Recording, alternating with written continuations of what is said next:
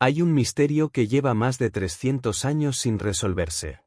Un hombre que vivió encadenado, con el rostro oculto bajo una máscara de hierro, cuya identidad fue tan celosamente guardada que ni siquiera sus carceleros conocían su nombre. Voltaire lo investigó. Napoleón Bonaparte ordenó abrir los archivos secretos del reino para descubrirlo. 3 generaciones de historiadores dedicaron sus vidas a descifrar quién era. Y ninguno lo logró. Hoy vamos a recorrer todo lo que se sabe sobre este prisionero imposible, quién pudo haberlo encarcelado y por qué, cuáles son las teorías más plausibles sobre su identidad que encontraron Voltaire y Napoleón cuando intentaron revelar la verdad, y por qué este caso sigue siendo uno de los enigmas más perturbadores de la historia de Francia. Quédate hasta el final, porque la última teoría que vamos a ver es la que más hace temblar los cimientos de la historia oficial. Corría el año 1669 cuando un hombre fue arrestado en algún lugar del norte de Italia. No sabemos exactamente dónde fue capturado. No sabemos cómo fue trasladado. Lo que sí sabemos es que desde ese momento, este hombre dejó de tener nombre. Dejó de tener rostro. Dejó de tener historia. Se convirtió en algo que los funcionarios del rey de Francia anotaban en sus registros simplemente como el prisionero, sin más. El carcelero encargado de custodiarlo se llamaba Benigne d'Auvergne de Saint-Mars, y sería la única constante en la vida de este misterioso hombre durante décadas. Donde Saint-Mars iba, el prisionero iba con él. Primero a la fortaleza de Pignerol, en los Alpes, entonces territorio francés. Luego a la isla de Sainte-Marguerite, frente a la costa de Cannes. Y finalmente, en 1698, a la Bastilla, la infame prisión de París, donde el prisionero moriría en 1703 sin que nadie supiera jamás su nombre real. Durante todos esos años, el prisionero fue tratado con una cortesía inusual para alguien encarcelado de por vida. Se le permitía comer en vajilla de plata. Se le permitía leer libros. Se le permitía tener ropa de buena calidad. Pero su rostro jamás podía ser visto por nadie. Y si alguien intentaba hablar con él o escuchar lo que decía, las consecuencias eran severas. Saint-Mars tenía órdenes directas del ministro de guerra del rey Luis XIV, el marqués de Louvois. Si el prisionero revelaba su identidad, debía ser ejecutado en el acto. Esto nos plantea la primera gran pregunta de este misterio. ¿Por qué tanta precaución? ¿Por qué no simplemente ejecutarlo y acabar con el problema? Si este hombre era tan peligroso para el Estado, ¿por qué mantenerlo vivo durante más de 30 años? La respuesta, según la mayoría de los historiadores, es que ejecutarlo habría sido aún más peligroso. Alguien quería que este hombre permaneciera vivo, pero completamente borrado del mundo. Y eso solo tiene sentido si su mera existencia era una amenaza, no sus acciones. La máscara, por cierto, merece una aclaración que cambia por completo la imagen popular de este caso. Durante mucho tiempo, y gracias sobre todo a las novelas y películas que han romantizado esta historia, se asumió que la máscara era de hierro sólido, un instrumento de tortura y opresión. Pero los documentos históricos más fiables, incluyendo los escritos del propio Voltaire, sugieren que la máscara era en realidad de terciopelo negro, reforzada con resortes de metal en los laterales para mantenerla en su lugar. Esto no la hace menos inquietante, pero sí más coherente con el trato relativamente amable que se le daba al prisionero. Una máscara de hierro sólido habría sido imposible de llevar durante décadas sin causar heridas graves. La máscara de terciopelo, en cambio, era una solución práctica para un problema muy específico: ocultar permanentemente el rostro de alguien sin matarlo. La muerte del prisionero fue registrada el 19 de noviembre de 1703 en el registro de la Bastilla. Su nombre en el acta era Marchioli, un nombre claramente falso que nadie había oído jamás. Sus pertenencias fueron destruidas. Las paredes de su celda fueron raspadas para eliminar cualquier inscripción que pudiera haber dejado. Los muebles fueron quemados. Los funcionarios de la Bastilla actuaron como si quisieran borrar hasta el último rastro de que este hombre había existido alguna vez. Y en gran medida, lo lograron. Pero no del todo. Porque unos años después de la muerte del prisionero, un joven escritor llamado Francois-Marie Arouet, que el mundo conocería con el seudónimo de Voltaire, escuchó por primera vez la historia del hombre de la máscara. Voltaire tenía entonces poco más de 20 años y ya mostraba esa combinación de curiosidad intelectual y rebeldía política que lo convertiría en uno de los pensadores más importantes del siglo XVIII. Lo que escuchó sobre el prisionero enmascarado lo obsesionó durante décadas. La conexión de Voltaire con esta historia era más directa de lo que pudiera parecer. En 1717, él mismo fue encarcelado en la Bastilla, la misma prisión donde el hombre de la máscara había muerto 14 años antes. Durante su estancia, Voltaire conversó con veteranos carceleros que aún recordaban al misterioso prisionero. Escuchó sus descripciones. Anotó los detalles. Y cuando salió de la Bastilla, llevaba consigo el germen de una teoría que sacudiría los cimientos de la monarquía francesa. Voltaire publicó sus conclusiones en varias obras a lo largo de su vida, siendo la más famosa El siglo de Luis XIV, publicado en 1751. En ese libro, Voltaire afirmaba algo extraordinario: el hombre de la máscara de hierro era hermano del rey Luis XIV. No un medio hermano ilegítimo, no un primo lejano, sino un hermano legítimo, nacido de los mismos padres, con los mismos derechos al trono de Francia. Y si eso era cierto, entonces Luis XIV había encarcelado a su propio hermano para proteger su poder. Voltaire nunca reveló sus fuentes. Era un hombre que sabía perfectamente que ciertas afirmaciones podían llevarlo de vuelta a la Bastilla, o algo peor. Pero la lógica de su argumento era poderosa. Solo alguien de sangre real podía representar una amenaza tan grande como para justificar ese nivel de secretismo. Solo alguien cuya identidad pudiera desestabilizar el trono de Francia si se revelaba merecía ser ocultado con tanto cuidado durante tanto tiempo. Y solo alguien a quien el rey no pudiera ejecutar sin crear un problema aún mayor merecía seguir con vida. La teoría del hermano gemelo de Luis XIV capturó la imaginación popular de una manera que pocas teorías históricas han logrado. Alexandre Dumas la convirtió en la base de su novela El vizconde de Bragelonne, que culmina con la famosa historia de cómo Athos, Porthos, Aramis y d'Artagnan se involucran en el intento de sustituir al rey por su hermano gemelo encarcelado. La imagen del hombre detrás de la máscara como un rey legítimo al que se había robado su destino era demasiado dramática, demasiado perfecta para la literatura, para no convertirse en un mito. Pero Voltaire, como buen pensador ilustrado, era consciente de los problemas de su propia teoría. Si el prisionero era el hermano gemelo del rey, ¿por qué los registros de nacimiento de la corte francesa no mencionaban ningún segundo niño? ¿Por qué ninguno de los contemporáneos de Luis XIV, incluyendo sus enemigos, que habrían tenido todo el incentivo del mundo para revelar la existencia de un heredero al trono, mencionaba jamás a este supuesto hermano?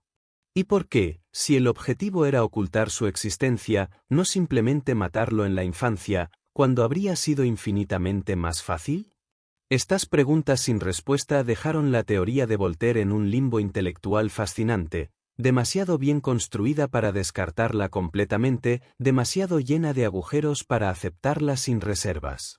Y así estaban las cosas cuando llegó Napoleón Bonaparte. Si te está gustando este vídeo y quieres más contenido sobre los grandes misterios y enigmas de la historia, te invito a que explores el canal.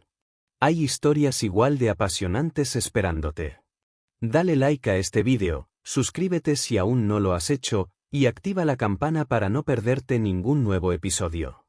Tu apoyo es lo que hace posible seguir investigando y contando estas historias. Napoleón Bonaparte llegó al poder en Francia en 1799, casi un siglo después de la muerte del prisionero enmascarado. Pero el misterio seguía vivo, alimentado por las especulaciones de Voltaire y por el morbo natural que genera cualquier secreto de estado bien guardado. Napoleón era un hombre de naturaleza pragmática y profundamente curiosa. No le gustaban los misterios que no podía resolver, y el del hombre de la máscara de hierro le incomodaba de una manera particular. Lo que pocos saben es que Napoleón no solo leyó sobre el caso, sino que ordenó una investigación formal. Siendo primer cónsul, y luego emperador, tenía acceso a archivos que habían permanecido cerrados durante generaciones.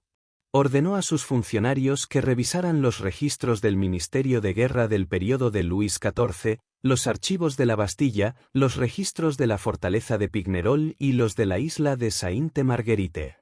Quería una respuesta definitiva. Lo que encontraron fue decepcionante para alguien que esperaba una revelación dramática. Los registros eran deliberadamente vagos. Las pocas referencias al prisionero que existían usaban siempre apodos o descripciones genéricas, nunca un nombre real. Y lo más significativo, los documentos más comprometedores parecían haber sido sistemáticamente destruidos o removidos de los archivos mucho antes de que los investigadores de Napoleón llegaran a ellos.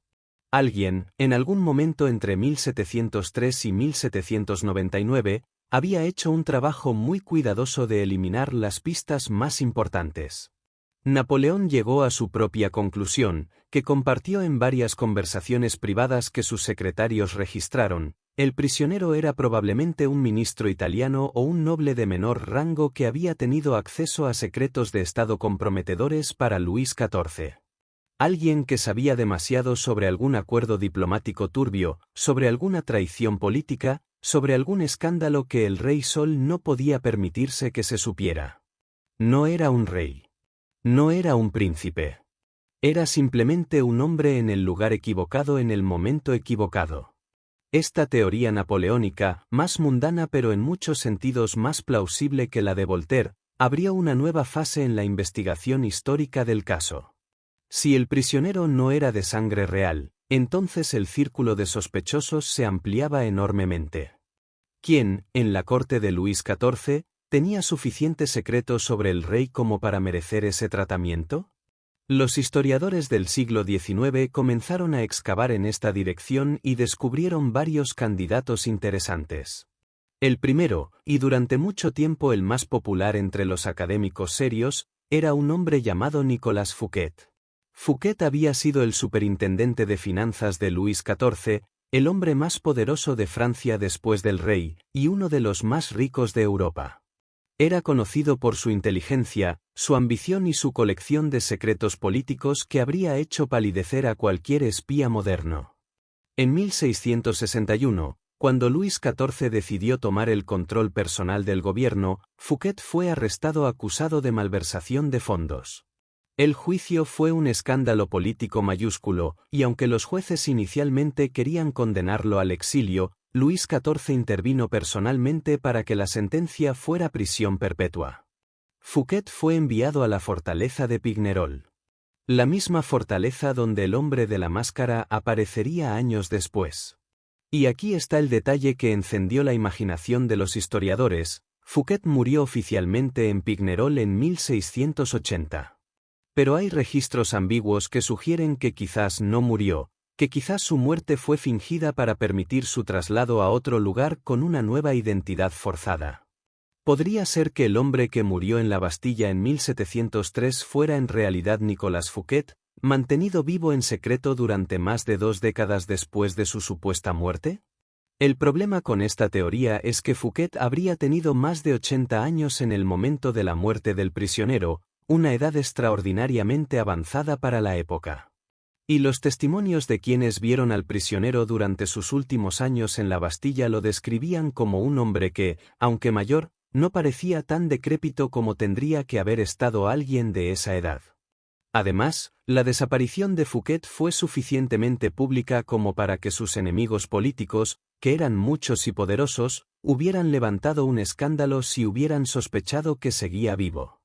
El segundo candidato serio fue propuesto a finales del siglo XIX por el historiador inglés Andrew Lang, un diplomático llamado Eustache d'Auger.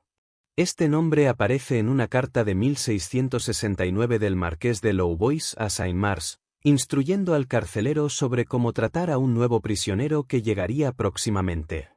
La carta describe a este d'Auger como alguien que debe ser tratado con la máxima discreción y que bajo ninguna circunstancia debe ser capaz de comunicarse con nadie. D'Auger había sido valet en la corte francesa y al parecer había sido testigo de algo que no debía haber visto o sabía algo que no debía saber. La teoría de Daguerre tiene la ventaja de estar apoyada en un documento real, con un nombre real, en la fecha aproximada correcta. Pero tiene también sus problemas. Daguerre era un valet, un sirviente de nivel relativamente bajo. ¿Qué podría saber un sirviente que justificara décadas de encarcelamiento secreto y el nivel de precaución que se tomó con el prisionero enmascarado? Los defensores de esta teoría argumentan que Daguerre debió haber sido testigo de algo extraordinariamente comprometedor, quizás relacionado con algún acto criminal del propio Luis XIV o de alguno de sus ministros más poderosos.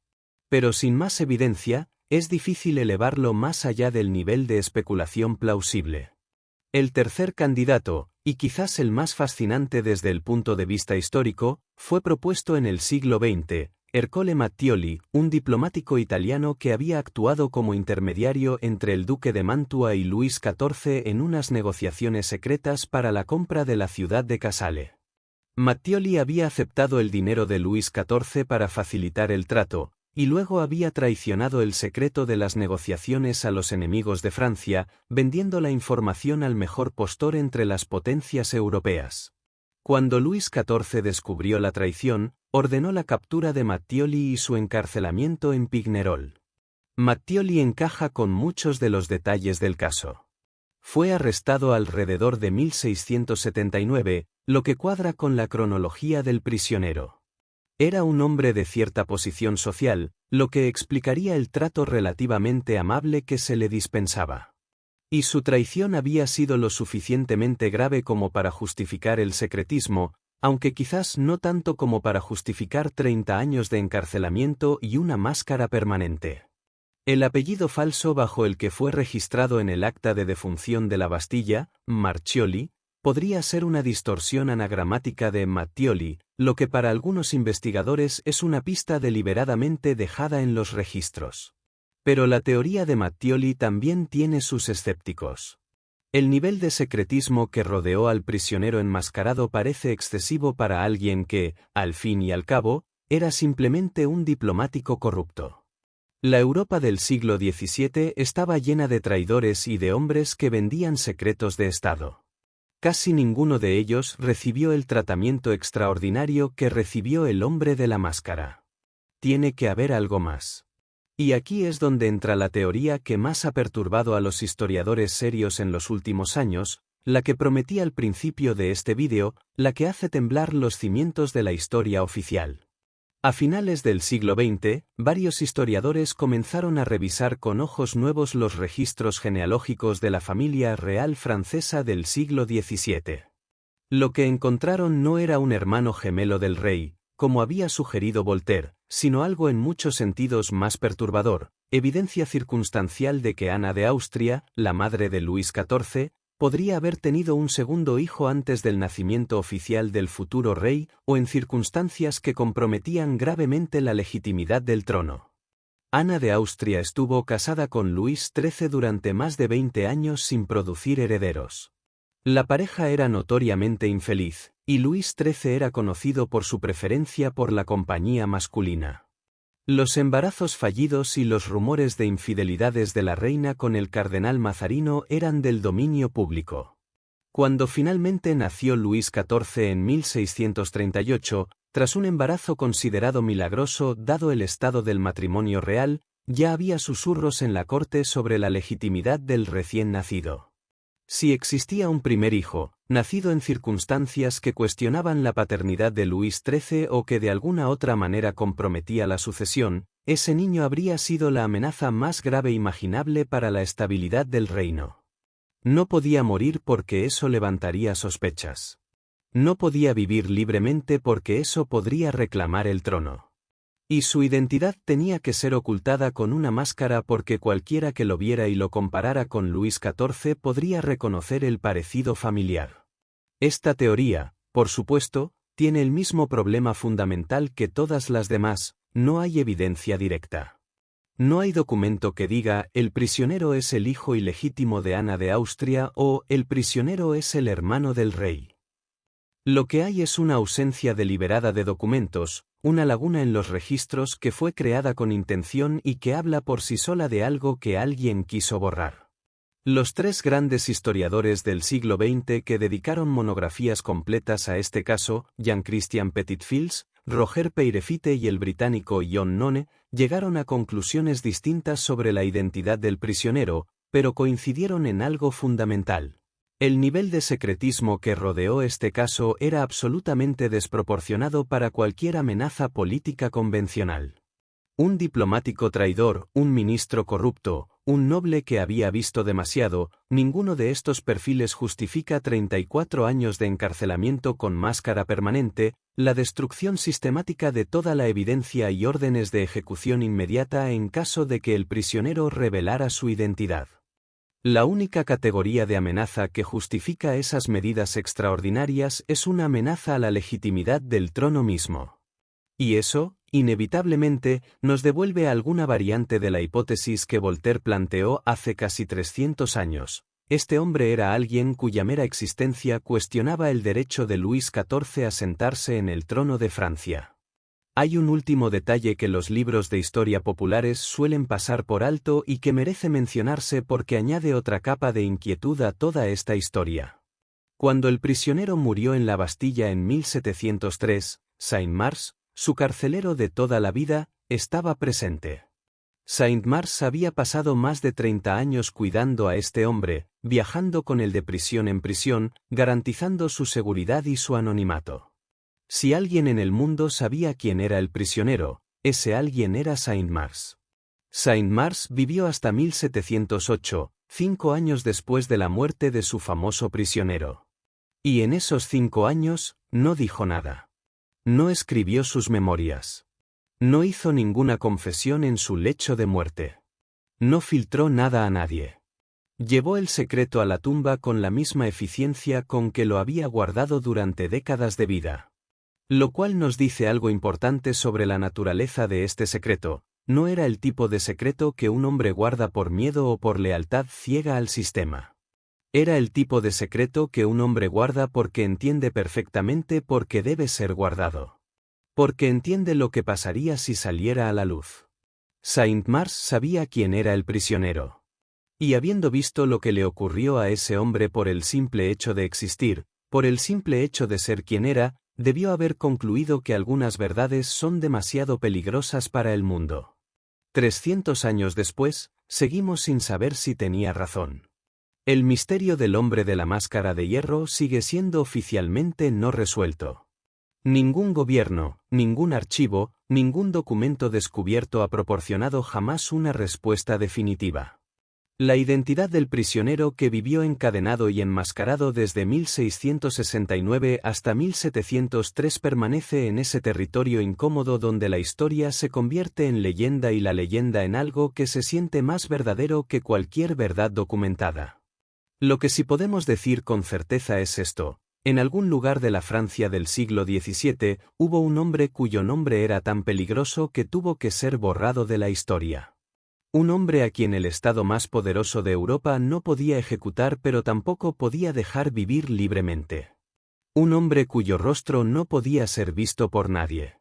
Y ese hombre pasó más de 3 décadas encerrado, con el único pecado de haber nacido quien era.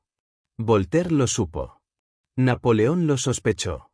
3 generaciones de historiadores lo intuyen.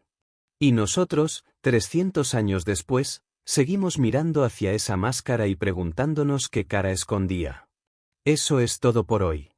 Si llegaste hasta aquí, significa que eres exactamente el tipo de persona que disfruta de estos misterios, y tengo muchos más esperándote en el canal. Dale like a este vídeo, suscríbete si aún no lo has hecho, y échale un vistazo a los demás vídeos porque te prometo que no te vas a arrepentir. Nos vemos en el próximo.